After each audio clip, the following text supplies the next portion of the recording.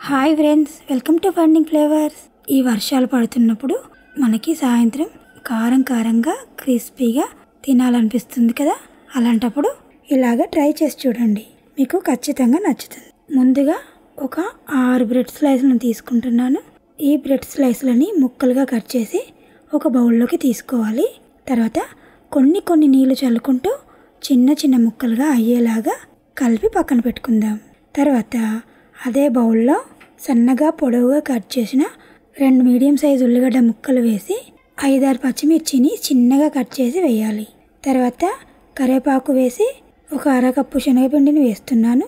తర్వాత 1 చెంచా వాముని ఇలాగా నలిపి వేయాలి. శనగపిండి ఐటమ్స్కి కొంచెం వాము వేసి చేస్తే బాగా డైజెషన్ అవుతుంది. తర్వాత 1 చెంచా ఉప్పు వేసాను, మీరు మీ టేస్ట్కి తగ్గట్లుగా వేసుకోవచ్చు. ఇప్పుడు 1.5 చెంచా కారం వేస్తున్నాను. 1 చెంచా అల్లం వెల్లుల్లి పేస్ట్ వేసి ఇప్పుడు మనం కలిపెట్టుకున్న బ్రెడ్ ముక్కలు వేసి బాగా కలపాలి.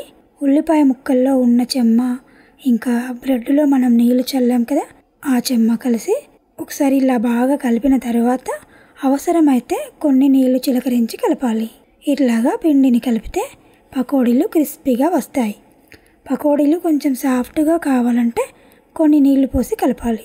ఇప్పుడు డీప్ ఫ్రైకి స్టవ్ పైన ఆయిల్ పెట్టుకుందాం. ఆయిల్ వేడయ్యాక ఇట్లా పకోడీలాగా వేసి